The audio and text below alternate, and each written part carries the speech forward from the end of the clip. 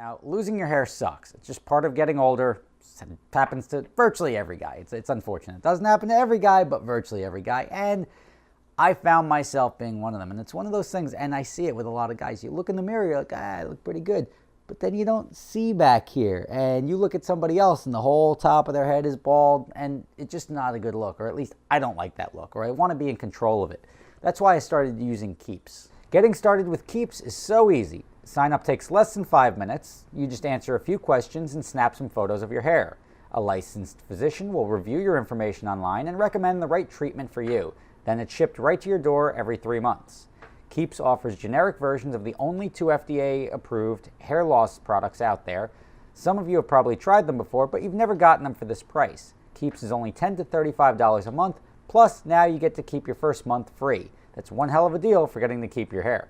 So to receive your first month for free, go to keeps.com/SSR. There's a link in the description below. That's keeps.com/SSR. Keeps. Hair today, hair tomorrow. Don't need to hear that. All right, everybody. Rob Ferretti here, and behind me, we're pulling in the Lamborghini Aventador. Just got it as a rental car. Still has a temp tag on it. And we've got our first issue. It's on the truck, which it normally would come on the truck, but it's on the truck because it don't drive no more. First rental, and the guy blew the clutch. Bumper did not get scraped, no body damage. Body damage is usually what would concern me the most on the Aventador rentals, because the body obviously is low and very, very expensive.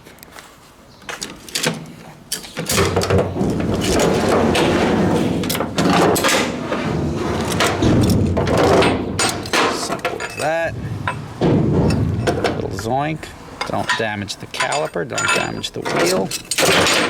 You could still smell the clutch, and that's one of those things that we knew as soon as we got up there. It's like, oh, I'm just gonna park it, and you guys can come get it up here instead of him returning it. And when we got up there the following morning to get the car, things still stunk of clutch. And look at the GPS report. I don't think he went over 60 the entire, or at least I didn't get a GPS report reading over 60 miles an hour the whole time. So we did 100 miles of like stop and go city driving, and that's not really what this thing was designed for. You know, since the cringe is always fun and this thing's shot anyway. Let's see.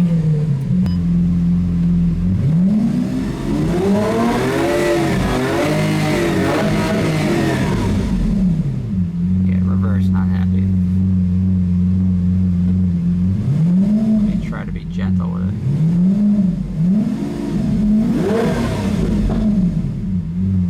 Like revving like it's in neutral. First gear. Yeah. Womp womp. So how does that happen? You blow the car. It's usually, and it's only happened 3 other times in our history, it's either with the Ford GT, somebody bird's nested the clutch because they were trying to do a burnout, right? Repeat customers, like I was trying to do a burnout. He was in 3rd gear, not 1st gear, and what happens when you try to do a burnout in 3rd gear and you don't know what you're doing? You absolutely bird's nest the clutch. We had it happen. I actually blew a clutch on a Lamborghini LP640, loading it on to our 4-car hauler, which was not designed to even remotely fit this car, but the car only fit on the top, and it had about like a 1/2 inch of clearance between the posts on both sides. And then quite the slope. I mean, you're talking like probably an 18-degree slope to get it up there. And you go up, you're like an 1/8 of an inch too far. You had to go back down. So we had to go a couple of times.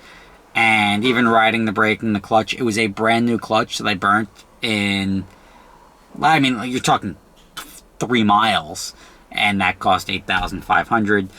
Just the single disc clutches on these cars aren't very good. The single disc clutches, they're good for the car because it's heavy and it can hold a decent amount of power, but it's not as drivable as like the Huracans or the Gallardos, which can be more user friendly to most people. This one, you don't have to know how to drive stick, but you need to know the concept of why you shift gears and how to sort of drive. It's still a clutch, it's just a clutch that's computer controlled. But if you don't know what you're doing, you can easily blow through the clutch. And this one's going to be expensive. It's like 11 or 12,000 bucks. Just the parts alone for this clutch are like $7 grand or $8,000. So that's an expensive mistake. That's why we take bigger security deposits on this. The clutch actually, because obviously the car was just purchased, had 72% clutch life. So you went from 72%, which means the car would probably run to about 20,000 miles on the clutch, which makes perfect sense. It goes from 72% down to, I mean, I would call it 0, maybe 1%, whatever it's at now. Barely capable of moving, and that's not good. What was the other one? I had 3... Oh, it another LP640. It was a Murcielago, not an LP640. Murcielago Roadster, which a guy also roasted the clutch on. In similar fashion, you get the clutch overheat heat lights. It's just from driving it in traffic. You can't drive these cars. I mean, they're big, beautiful, awesome cars, but you just can't drive it like an automatic. It's not an automatic. You have to have some basic knowledge of how to operate a manual car in order to drive these. And don't let that intimidate you. Anyone can really drive it, but it just takes a little bit more attention than just driving a straight automatic in traffic. You can't inch up on the guy in front of you. You do that, you start to overheat the clutch, and then once you start overheating the clutch, if you keep attacking it, you're going to absolutely murder it, and that's what happens here.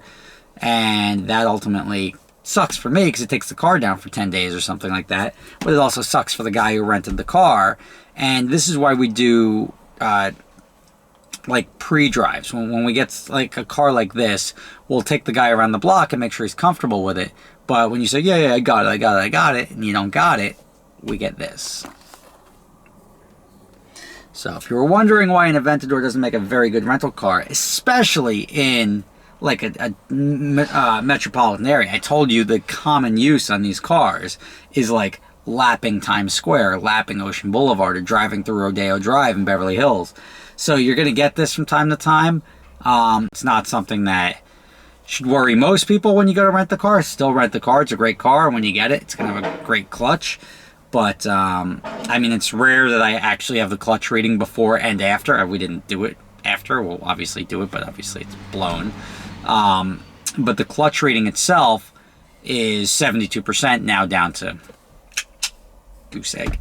So, stay tuned. I'll keep you in the loop. Thank you for watching my little rental monologues, I guess we can call them. I don't know what to call them, but the car still looks sexy as hell. It just don't move now, and that's no good.